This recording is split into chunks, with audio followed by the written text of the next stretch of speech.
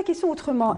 Quels sont les acheteurs, voilà, quels sont les acheteurs potentiels des actions que ces banques vont proposer? Est-ce que ça va être d'autres banques? Est-ce que ça va être des particuliers? Est-ce que ça va être des acteurs économiques? En fait, déjà, le processus d'introduction en bourse, en fait, il est standard, hein, il est, comme on dit, codifié. En fait, il y a d'abord l'autorisation de l'actionnaire. Donc, le conseil de participation de l'État doit autoriser l'ouverture du capital de ces deux banques. Donc ça, c'est la première étape. Ensuite, il y a une phase de diagnostic et ce qu'on appelle dans le domaine, dans le jargon, une due diligence de la banque.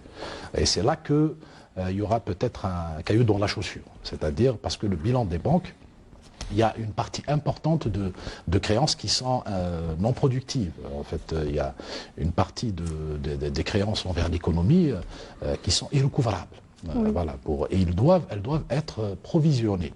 En fait, actuellement, il y a un certain niveau de provisionnement qui est fait au niveau des banques, mais celui de l'évaluation, celui de l'audit d'acquisition, qu'on appelle due diligence, donc va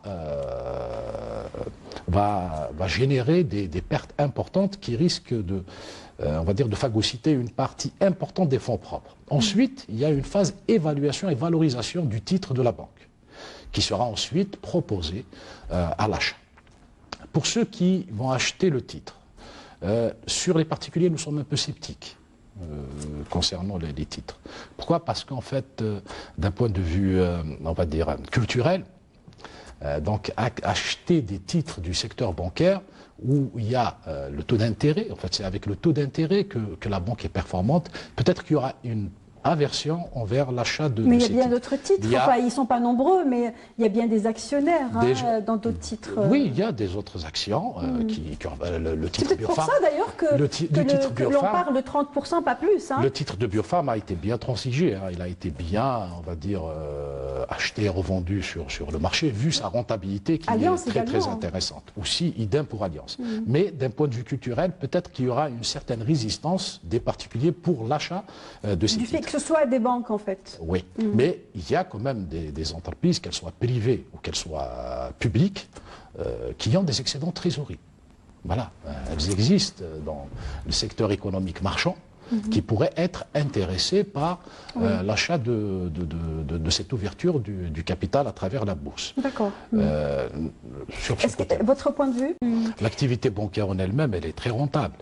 Mais actuellement, si l'achat des titres se base sur l'actif net actuel, qui est quand même, qui a une grosse partie, on va dire, qui est on va dire, non économique. C'est-à-dire il y a beaucoup de créances non recouvrables.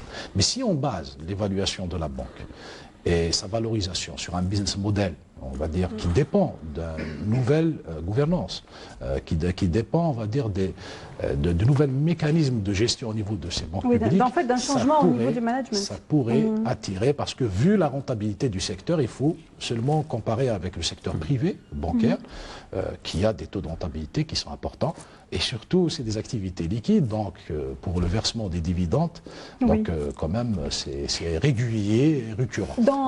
Dans le choix, si l'on devait donner un scope sur la situation de ces banques qui sont comment dire, privatisables, qu'est-ce qui pèserait le plus lourdement? Est-ce que ce sont justement ces prêts improductifs, notamment vis-à-vis du secteur public? On le sait, les banques soutiennent à bout de bras plusieurs entreprises d'État qui sont en grande difficulté financière, ou bien est-ce que c'est justement ces faiblesses managériales? Qu'est-ce qui pourrait être plus sensible par rapport aux futurs acquéreurs de ces actions? En fait, nous pensons que c'est le critère du management qui pose le plus de problèmes. Parce qu'en fait, pour les créances non recouvrables, il y a des moyens techniques un peu pour assigner.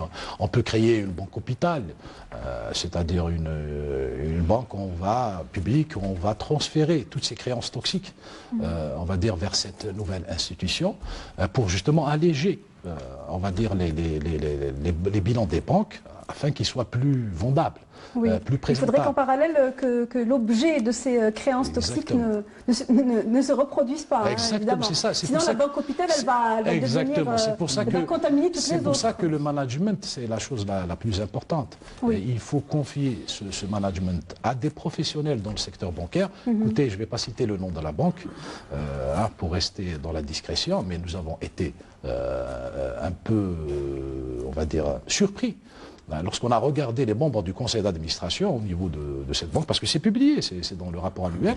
En fait, on ne trouve pas des administrateurs indépendants, on ne trouve pas des professionnels. En fait, il y a les représentants de l'actionnaire qui est l'État.